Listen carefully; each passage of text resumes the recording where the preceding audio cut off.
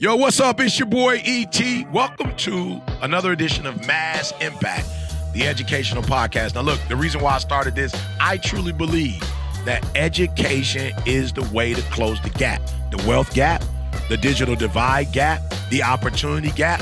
Look, the American dream gap. Can I be honest? Everybody's not experiencing the American dream in the way it's supposed to be experienced. So the reason why we started the Mass Impact, the educational podcast, is to close that gap. Now look, mass is simple. It means motivate, actionable steps, which means what? We're going to give you strategies every week. So we're not just going to motivate you and inspire you, which is important, but we're going to give you actionable steps. And look, it's a support system, y'all. Thus Mass. It's your boy E.T. Now you know. Let's go.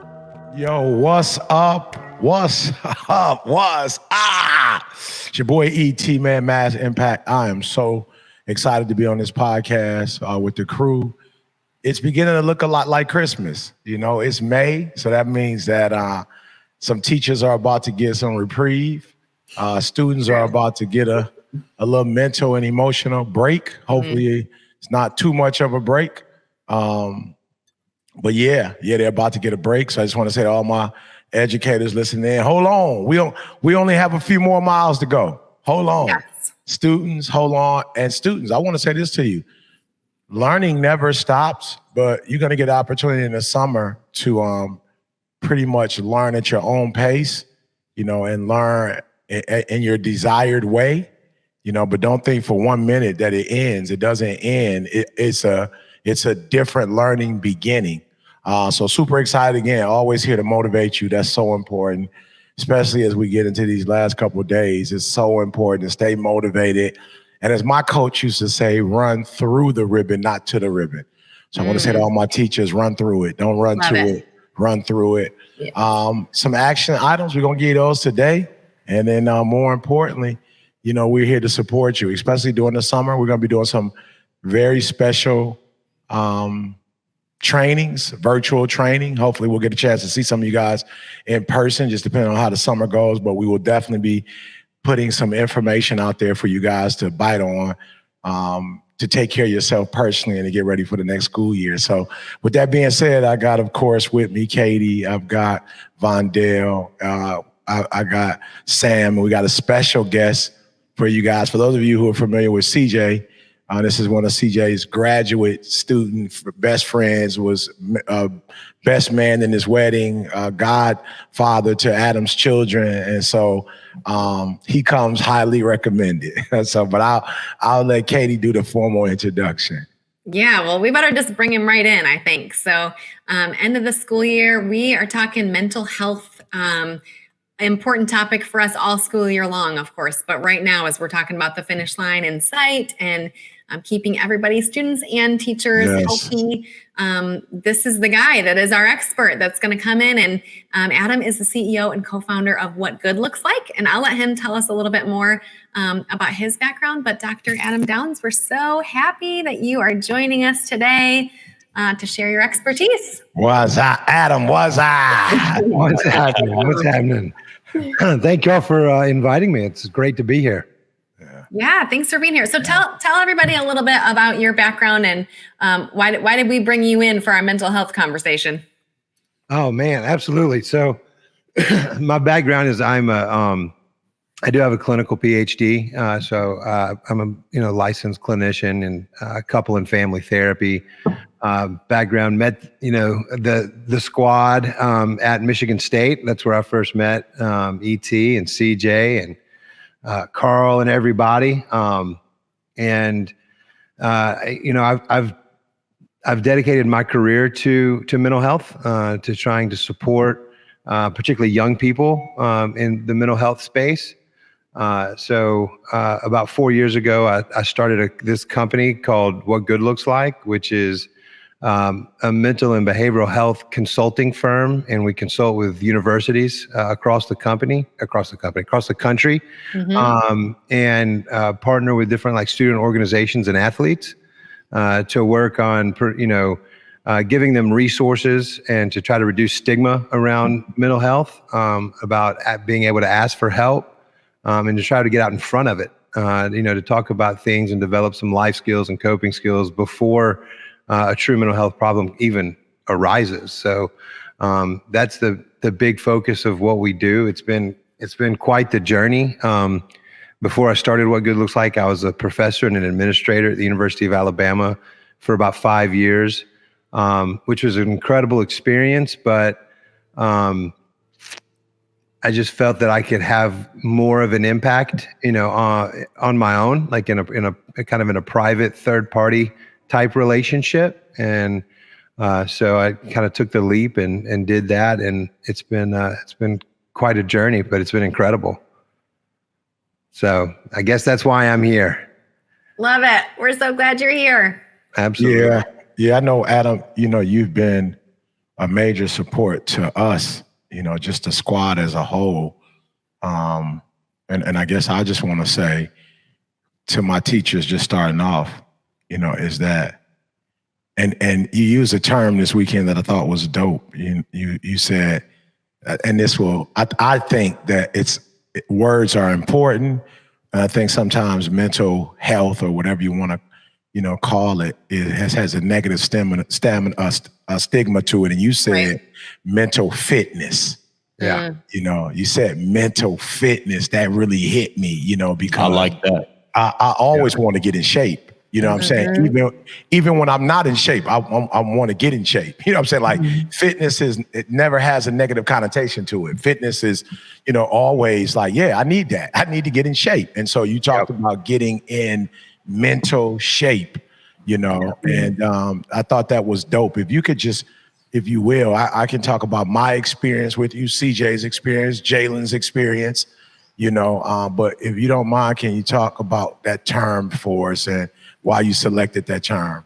Yeah, no, absolutely. Well, I think it's, like you said, there's such a stigma around the term mental health. And I actually don't even really like the term mental health, because I think it creates either like two categories, right? Like you're either healthy or you're not. Like you're, and a mental health problem, and I always like to say a mental health problem has a diagnosis, right? And so, but that's not accurate. Like every human being walking the planet experiences things that can be obstacles, challenges, problematic in life, whether it's stress, relationships, whatever, that don't necessarily have a diagnosis. But it doesn't mean that you have to wait until the stress actually becomes so bad you develop an anxiety disorder, or actually it starts to give you a physical health problem. And so, because that's what it does. I mean, when we have a chemical in our brain called cortisol, and when it's released, like too much of that is not a good thing for us, like for our bodies, and it can start to really have some physical problems. And so my thing, and it's kind of like going back to like years ago when you did the conference, Stay Ready, right? Mental fitness is about staying ready. It's about staying ready for life, because I promise life's not stopping. Like, I don't care how successful you are, how much money you have, how good you're doing in school, or how good you're doing in your career. Like, life is going to continue to happen. And if you're mentally fit, you're in a much better position to be able to handle the challenges that come. And, and I really, I like to always say this too, like I get passionate about it. I mean, there's only one organ in our body that we really can't replace. Right? I mean, like you can get a heart transplant, you can get a kidney transplant, liver transplant. I mean, they're doing lung transplants. There is no brain transplant. Yeah. There's none. If the mind goes, like that's it, right? It controls all things, and when we're talking about educators and teachers, if they're not taking care of their mental fitness, like how are they going to pour into the kids? And if the kids aren't taking care of their mental fitness, how are they going to be able to learn and perform? But the thing is, like, the kids may have absolutely no idea how to do that. So that's kind of like, it comes back to, educators. And I did a video, Katie, for you yesterday, and I actually talk about like, like teachers are so much more than just educators, like they're caregivers, they take on so many roles, which also creates so much more, stress and things like that. And so it's really just like, what do we put into place? Like, what are we doing to keep ourselves fit so that when things happen, we're able to, it's not a superpower. It's not like they bounce off of us like bullets to Superman, but it's like, can we take it and then have the capacity, like have the mental capacity to be able to know what to do to move through, or how to pivot, or how to use the resources that are available to us. Love it. I love the term mental fitness. I have not heard that before. Yeah, I heard somebody talking about it, and it just sort of like popped up on something that I was reading, and I was like, "Ooh, wait a minute! Like, I think we need to look at this." And it's a really good, because I use the term mental wellness a lot. Yeah. Opposed to mental health, like even my company, it's that we talk about being a wellness company, because it's mental wellness is much more like holistic, right? It's not just about like anxiety, depression, things like that. It's about socializing, relationships, behaviors, physical health plays a big part of it as well. So I like the term mental wellness. I like the term mental fitness as much or better. Yeah. Let me ask you this question. So I know how to get physically fit. There's so much research out there. You got your calorie intake. Some people are on weights, and resistance. Some people are on cardio. Some people, it's a combination of the both. You know what I'm saying? The intake of, salts and whatever it is, you're taking in your body, so I can get on the treadmill. I can grab some weights. You got P90X, you got, all kind of stuff. Absolutely. Yeah. When you talk mental health, and I'm a teacher, and I'm like, okay, I want to be mental healthy. I want to be mentally fit. What are some of the immediate things that you think about, activities we can do daily to put ourselves in a position to stay ready? Yeah, no, absolutely. So it's actually exactly the same. It's just a little bit different. Like the gym looks different, right? The mental fitness gym looks a little different than the gym when you're working on your physical fitness. But it's the same. I mean, like if you want to get physically fit, one of the things that people see a lot of success with is to hire a trainer, right? Like to bring somebody in that can show you. Like I can go walk into Planet Fitness or whatever, and I can get on the machines and I can figure out how to use them. But I don't really understand that if I do this for a certain amount of time, if I rest between sets, 5 minutes to 10 minutes, I don't know that science. That's not my, but I can hire somebody, or I can get with a trainer that can show me exactly how to do it and put a plan out. And then it becomes up to me. So mental fitness is exactly the same. Like get a trainer. Like get somebody who actually knows the science that can walk you through a plan. So I'm sorry to interrupt. Make that tangible. Like, what does that mean? You mean like a therapist? It can absolutely be a therapist if it can be a coach. It can be like a life coach, or it can be, but it's got to be, and I said this at the Phenomenal Life Conference. I was like, not all coaches are created equal.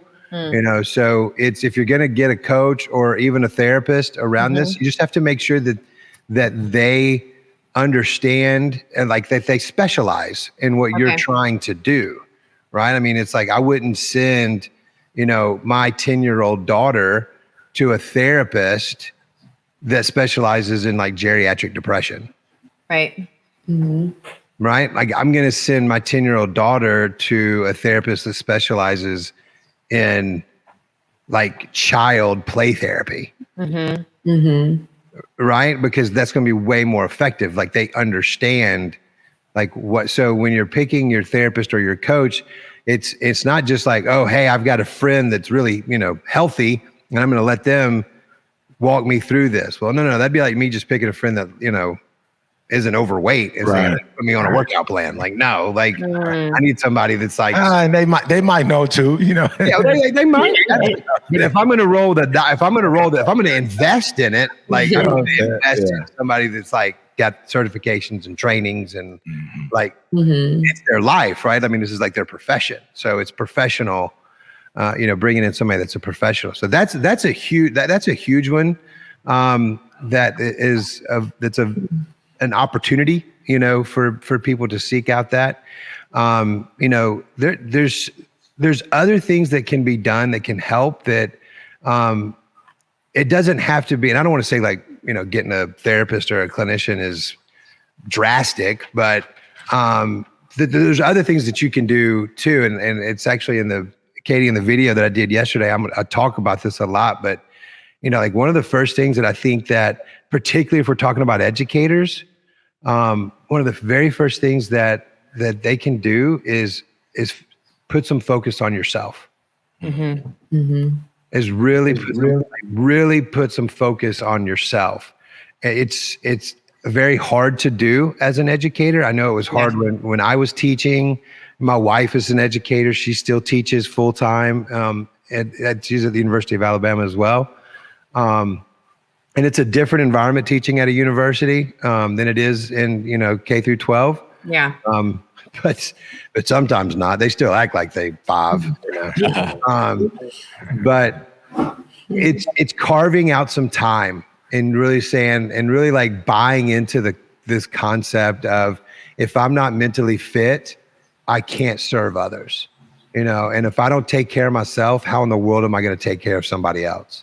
And I mean, just some of the statistics right now around mental health and educators is just alarming. It's staggering. Yeah. I mean, you're talking about, 31% of all teachers right now are reporting depression.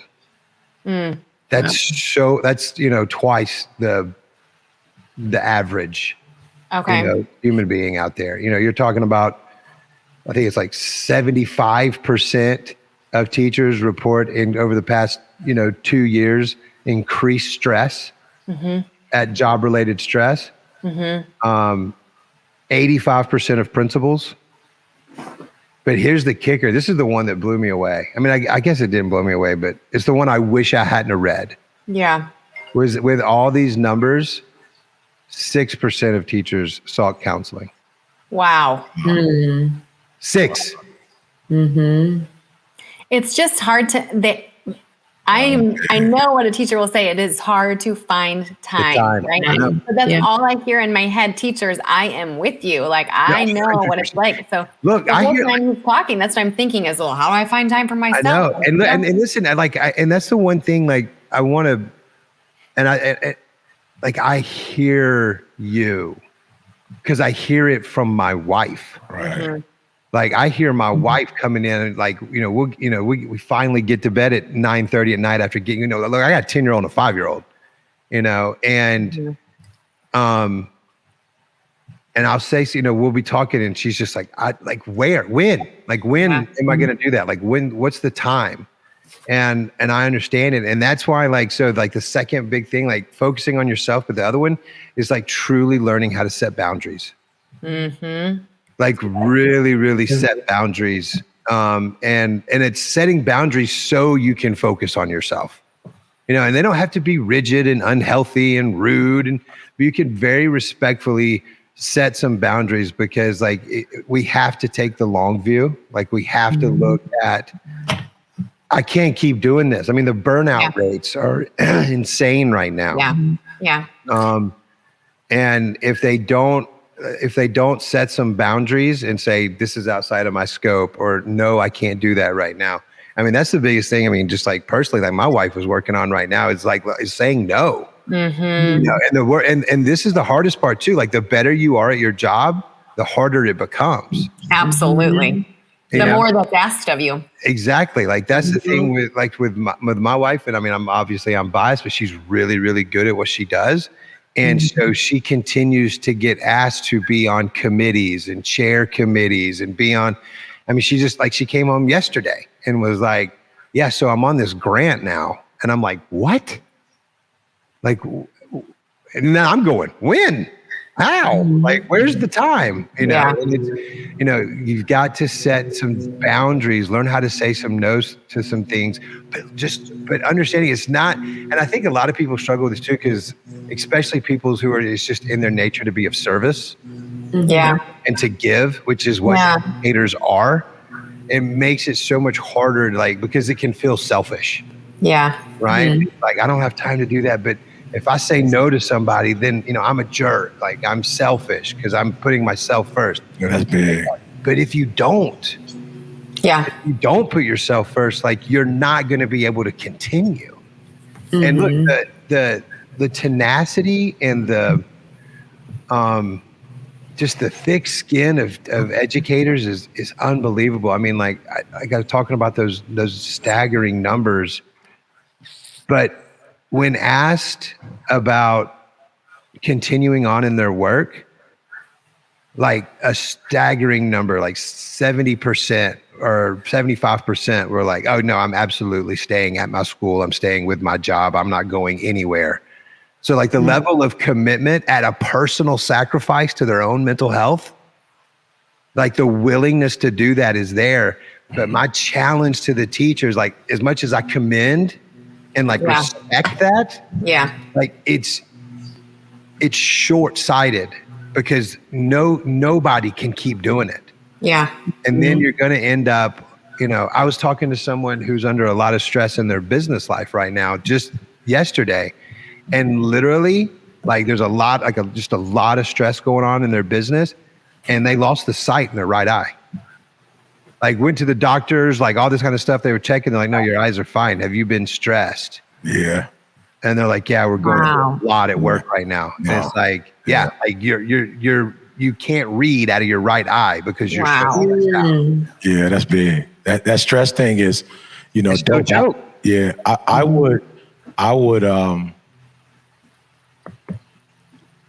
would encourage principals, school leaders, you know, to really, really listen to these numbers and put themselves in a situation either through some, you know, professional development, through some certification, to really position their teachers, who are their greatest asset, around this. Like, I wouldn't even leave this up to teachers.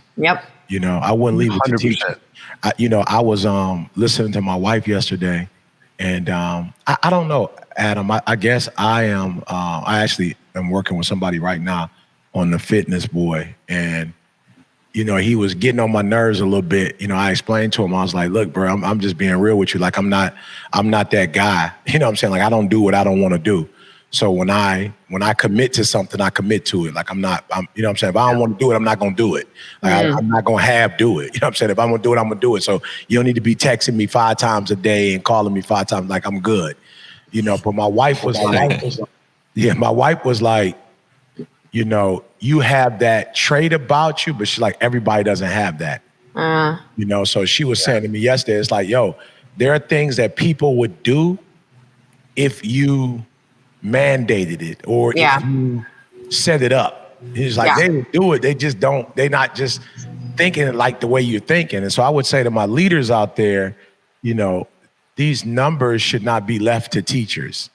The strategies and the solutions to deal with this shouldn't be left to teachers. Like, one of our jobs as leaders is to lead, you know, and sometimes that's difficult. Like, when I was a teacher, it was easier. It's like, oh, these are a bunch of, you know, 13-year-olds, 15-year-olds. You know what I'm saying? Sometimes when you're looking at adults, you think, oh, they automatically, you know, are wired a certain way. And it's like, age doesn't always do that. You know what I'm saying? And we all have our expertise. So I would just really say to my principals, especially as we're leaving this particular school year and going into another one, you know, really spend some time as a leader around other leaders. Spend some time, you know, in the right books, in the right trainings, you know, certifications, you know, getting certain activities and icebreakers and things of that nature that can really benefit your teachers, because I think they would do it if you help them, and then a lot of the stress that they experience is trying to please their leaders. You're asking them to do certain things, and they're like, "Oh, okay, bet I want to do it." So, I want to have a great relationship with you, so I want to do what you say. You know what I'm saying? So you have to figure a way to eliminate some of the stressors, but still get the work done. And man, I had a coach that I worked with this year. I just thought he was phenomenal. Coach Tang with Kansas State. Man, coach, man, he had this thing, like literally, like he didn't play. He really, really believed that basketball should be fun, and so he put all of the pressure of adjusting and adjustments and reading defenses and, scoring points on himself and his staff. And he just told the kids, have fun. And he was like, yo, when we get to a point where it's not fun anymore, like we shouldn't be doing this. And literally, like they would be down by 10 and he's smiling and they're smiling and he's pulling them to the side and hugging them and encouraging them. And I'm like, yo, at no point are you about to go off, and he was just like, yo, this should be fun, And so he took ownership of playing should be fun. And all of the non-fun stuff, that's what the coaches are getting paid to do. Yeah. But we need to create an environment. And Kansas State was predicted to finish last in the Big 12, and they made it to the Elite Eight. And lost by a point. You know what I'm saying? They missed the Final Four by a point. Nobody know Coach Tang, this is his first year ever head coaching. Like everybody on his staff was brand new. Like, look, bro, he had an entirely new staff. Not one person on his staff was from Kansas State. Not one player. He drafted players from all over the place. And I said, Coach, how did you get this far? He said, we just had fun. And so I just want to say to my principals, yes, we got a job to do in their stats, and there's, there are all kind of things that are required when you're in the school building. But at the same time, we have to create an environment where it's fun. For me, if we're not having fun, like, yo, you know what I'm saying? If we're not impacting the world, we're not having fun, it's like, yo, go get a job. You know what I'm saying? Like, that's a job. Go get a job. Like, they have a bunch of places that you could go and not be happy, and people not on one accord, and people beefing and people fighting. Like, yo, those jobs are everywhere. You can go pick one of those. You know what I'm saying? But in this environment, yo, I just want, when we have a sense of purpose, when we have a collective, vision, when we're trying to change lives, when we're trying to make the world a better place. Like, yo, that should be fun. You know what I'm saying? In any things we need to do to improve, to make that should be fun. Like, that's a part of the process, of getting better, of learning, of whatever. That shouldn't stress us out, So learning should be fun. Oh, no question. Yeah, no question. So absolutely. We're a whole lot better at it if it is. Yeah. Definitely. At all grade levels too. Yeah. It doesn't matter if you're 5 or 50. Yeah. Mm-hmm. Like, if it's fun, you're the likelihood of you being able to truly learn it and understand it. Yeah. Goes through the roof. I was talking to a vice principal at one of the better school districts here in Alabama, which really just means they have a little bit more resources. And they do have some really great resources. Of course, I've talked about mental health, for the kids, right? And they had like 2 or 3 extra counselors, like, and most schools have. And like, that was great. And she was talking from a point of pride on that, as she should. But then I asked her the question. I was like, that's amazing. Like, that's so great. Like, y'all are doing that for your kids. This is a middle school. And I said, but what are you doing for your teachers? And she just got real quiet, right? I was like, what's the teacher's resource? I was like, we all know that the kids are struggling, right? The stats are, alarming for kids too. Emergency room visits for mental health concerns for 12 to 17-year-olds is like more than doubled in the past 2 years. And, but it's like, yes, like we need to put those resources there for those kids. But if you've got teachers that are burnt out, stressed out, depressed, like you can have all the counselors you want for the kids and now you're on a treadmill. Yeah. You're not actually going anywhere. You're running and running and running, but you're staying in the same place because your educators aren't being able to maximize their potential. So we have to look at this systemically. Like it's not just about the educators, it's not just about the kids, it's not just about the administrators. It's all of it. It's all connected. And if you just focus on one part of it, it's not going to balance. It's like a mobile, right? Like if you hang above your kid's crib, like if you go and like touch that lion, guess what the giraffe's gonna do? Like it's gonna bounce around. Right? If you go and pull the elephant, the alligator's gonna bounce around. I mean, it's all connected. Yeah. And if you don't actually like systemically approach mental fitness for everybody involved. Yeah. I love that. Yeah. For everybody. And sorry, go ahead. Go ahead, Katie. I was just gonna say, Vandale, will you jump in as an administrator? Because I have a feeling you were very good at this as an administrator, like taking care of your staff's mental fitness. Yeah, my background, I got a master's in therapy, a school counseling certification.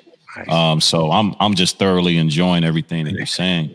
One of the things that we started doing for Teacher Appreciation Week, and I know it just passed, so happy Teachers Appreciation Week. We used to bring in masseuse therapy inside of the actual school building. And so when they went into the teacher's lounge, they can get massages. All of our teachers, we made sure that happened. And then we also sent business that way towards the therapist or masseuse that was in the building, because teachers are like, okay, when we doing this again, we need to have it. And then teachers started to be creative about the spaces inside of the school environment. It was like, hey, can we put a treadmill in the room? Can we start working out? Can we have some a sofa and some chairs? So we start going towards that route. And the second thing is, I would say this with Champs Mentoring, and Doc, I run a program here in Chicago called Champs. And part of our curriculum is, I like your word, mental fitness, but the mental health proponent. Yeah, sure. All of our young men and families have access to 5 counselors that we pay. Nobody who's struggling inside of our community, because there are high levels of post-traumatic stress disorders with gun violence. Yep. So we pay counselors every single week to work with individual and family. And it's working. Unfortunately, 2 days ago, one of the young men who had just started in December, his mom reached out randomly. Hey, my son needs a mentor. I'm trying to reach him. But more importantly, he needs therapy. That's what mom said. So I connected him to one of our local pastors who's a therapist as well. And he called me 2 days ago. He said, man, this young man was turning his life around. I've been working with him every single week. And somebody came on his porch 2 days ago, shot and killed him.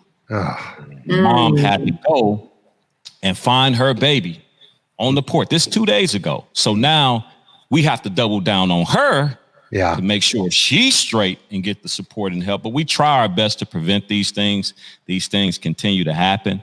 But man, I'm a big fan of administrators, to ET's point, protecting your staff, protecting your teachers. And you lead these conversations, because you're right, Katie, they're going to say, hey, I don't have time. We're not going to do it. I got so much work. But it's super vitally important, especially nowadays. Well, and it's easier. It's so much easier so like the school, like the teachers at the school you're talking about, were there on Teacher Appreciation Week. They go in the teacher's lounge and then go sit in the chair and get a massage, right? Like think about like the non-verbal communication there, right? I mean, like all that you've done is said, I care about you. Like I care about you. Like I care about you enough to give you a treat, like to bring you some comfort, like to give you some stress relief. And that, like, so often that's all it really takes, is just for people to understand that they're noticed, that they're cared about, that they see and that they matter. And it's amazing what kind of time you can find. You know what I mean? It's amazing at what kind of time you can find when you feel heard and you feel cared about. Like that in and of itself is motivating and inspirational, you know? And so, I mean, props to you, man. I mean, that's unbelievable what you're doing. And then with the mental health piece, it's so crucial. I mean, it's absolutely, especially in an environment where there's trauma.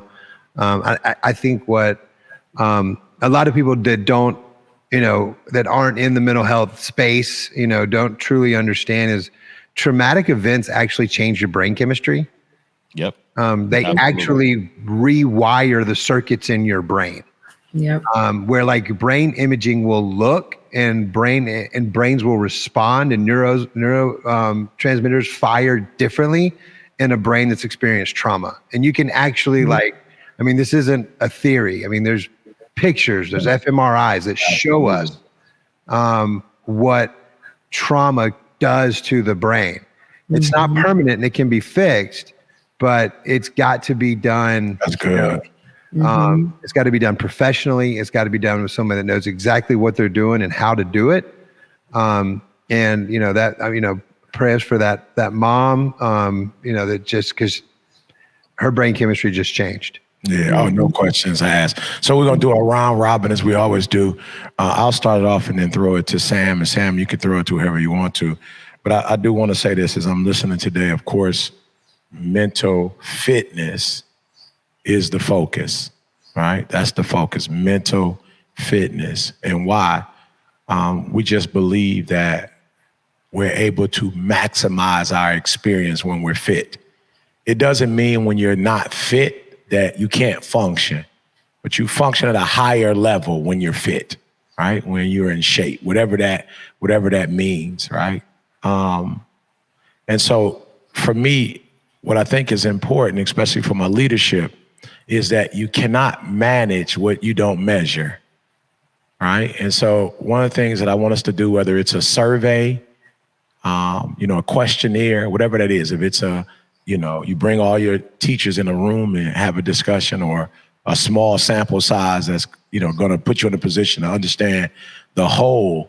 Let's measure where we are about, what our thought processes are about it, where we are in terms of our mental fitness, what our goals are in terms of mental fitness. Doesn't mean we need to do, I'm not asking you to change the world, but I am saying let's measure it. And one of the things that my trainer did that I was like, I'm not that deep to me. Like I know what my goal is. I want to wear, a large, then a medium shirt, then a small. You know what I'm saying? It's like, it's not rocket science for me, but he was like, all right, I want to see your weight weekly. I want to see your, I want you to measure your body, your BP, whatever. I want you to measure your waist, measure your arms. And I'm like, okay, this is a lot, but I get what he's saying. It's like, okay, we can't manage what we don't measure. So I need to know where you're starting. And then I need to know how you're progressing, because we may need to switch up your diet. We may need to switch up whatever. You know what I'm saying? So he's like, I'm gonna turn you into a Greek goddess. I'm like, I'm okay with that. Like, I'm not interested in that. But I just want to get my blood pressure, keep it stable, and look, keep wearing a certain. But I understood what he meant. He's like, we got to measure, because if we don't measure, we don't know. So I would just say to all my principals, let's find a way to measure the mental fitness of our building on every level. And then perhaps you could take that data and you can put it in the right hands, and they can put a strategy or a solution together. So I'm not asking you to do everything, but I am asking you to do something. Sam? Yeah, so I was just thinking about the 6% stat that you shared, Adam, of teachers reaching out for counseling. And so a teaching network that I was connected to, but during the pandemic, they actually purchased or partnered with Better Health so that teachers in their teaching program in years 1, 2, and 3 all had free access to Better Health app. And obviously that's like virtual, and you can choose your therapist, and it's just all on an app. And so, my thought was, yes, we talked about like teachers don't have time. Like, I don't have time to do the physical therapy, but like, I also think the topic of conversation is around the process to even access it. Like, yeah, I don't have time, then I have to call this number and figure out this and find a therapist and all of that. And so it just made me think, how do we make that process more accessible so that it's nice, and it's not always going to be quick and easy, but how do we make it more accessible and easier for people to access if that's what they need at that time. So I just encourage all the leaders out there. I mean, my mom leads the community mental health in Lansing. So I'm like, I'd be able to shoot her a text message. Hey, my friend, this, what's advice on this? So like, I know I had that access for somebody to point me and friends and people I'm connected to in the right direction. But how do we do that as a community? And so I just challenge us to think about that. Good. That's good. That's good. Who you passing it to? Oh, Katie, go for it. I'll jump in.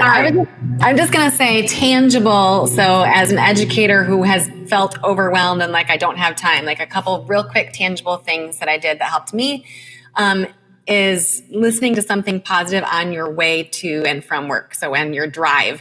And so I used to listen to ET on my way to work long before we knew each other. And even when like I moved closer to school and I had just a short drive, I still would put something on that was going to pour into me on my way to work. So that's like one simple, easy solution. And then the other one, I know I've shared this before, but the book Chalk Dust, Prayers of Encouragement for Teachers. I love this book because it is so tangible, like a different prayer for everything that could help you. And I would leave it on my desk. So I didn't even have to make time before work, but I looked at it today really quick just to try to find one that I thought was like applicable. But there's one that's the prayer is just called In the Middle of a Bad Day. And it's like real short, right? So it's just on your desk in the passing time in between classes. You can grab something like this that just refreshes you before that next group of students comes in. So even when you're feeling like there's not a lot of time, grab one of those things that can tangibly fit into what you're already doing. Love it. Love it. Vondale? I would say just continue to build a culture where it's okay to get help if you need it. I think it's so many stigmatism still. Even though mental health is a current part of our conversations, there's still some stigmas around going to somebody who's a professional and getting the proper help. So let's normalize getting the professional help that we need in these mental spaces. And then also let's encourage, everybody to make sure that they're taking care and protecting their energy. Yep. Adam, finish us off. Yeah, absolutely. I got like 5 things. I mean, and Katie, you actually touched on it because the things that you just named are focusing on yourself, right? So just the 5 quick things that, I encourage all of our teachers, our educators, that I think can help limit some of the impact of the stress, the burnout, the depression. Focus on yourself, learn how to set those boundaries, create a support network. And what I mean by that is actually bring people in and let them know what you're doing. I'm trying to focus on myself. I'm trying to set boundaries, and then give them the permission to support you and also hold you accountable to those things. So building up that network, but giving them the permission, because the network is only halfway there if you have to go to them all the time. Give them that permission. The other one is take a break. Take a short break. It can be 3 minutes, 5 minutes, but find some time to unplug, to step aside, to recenter, to take a break, and then that professional guidance. Like reach out to somebody. There's nothing wrong with that. There's absolutely nothing wrong with reaching out for help, asking somebody for help. We don't know how to do everything. Yeah. No human does. And the one thing that we always seem to have a hard time with asking people to help us with is mental stuff. Like, I don't know how to, like, if I want to cook my wife a nice dinner and it's something that I don't know how to cook, like I have no problem looking up or asking somebody how to do it. Like no problem at all. Right. But if I'm having a hard time communicating, or if I'm stressed out or burned out, all of a sudden I think I can fix it on my own. Like, it doesn't make sense. So you're not broken. You're not, unrepairable. Like there's nothing wrong with it reaching out and asking for help. And it is normal. It is completely normal to do that. So those are my 5 things. Yeah, let's get fit, people. Let's get mentally fit. Let's get mentally fit. Let's lose some stress. Let's lose a bunch of stress. Let's lose a bunch of anxiety. We're not our best when we're stressed. We're not our best. During anxiety, stress creates a lot of unhealthy things. So let's get mentally fit. Brandon, as always, Coach B, take it away. Hey, thank you guys so much. We'll see you on another episode of mass impact. All right, stay tuned. Thank you.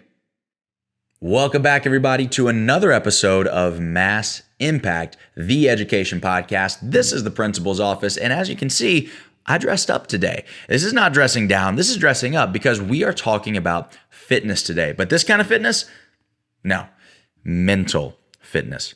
See, our special guest today, Adam Downs, taught us that mental health or even mental wellness, those terms sometimes have some stigma to them and they sometimes can be misconstrued or misinterpreted. But mental fitness, it really makes a lot of sense when you think about it. You know, somebody came up to me the other day in the gym and they saw me working out. They said, "How do you look like that?" And I said, "Well, to be honest with you, there's no special secret. There's nothing incredibly special that I'm doing. I've just worked out pretty much every day for the past 15 years.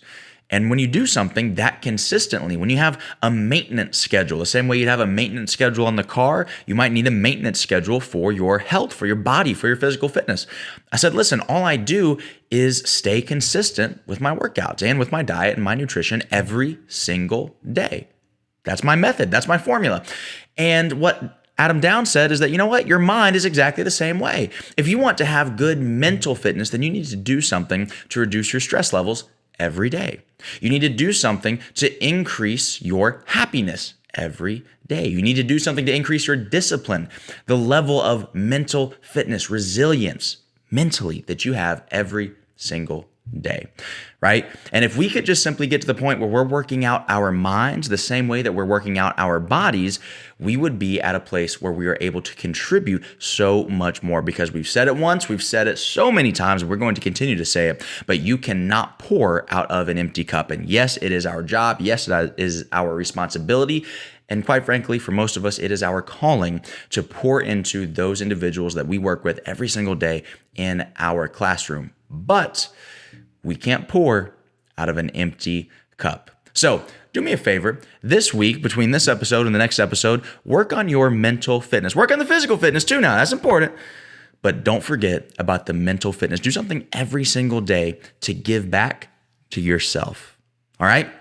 Don't forget to visit theplaybookprogram.com so that you can learn more about how you can work with ET and Katie and partner with the Playbook Program. Again, that's theplaybookprogram.com. Go check it out right now, and we'll see you on the next episode of Mass Impact.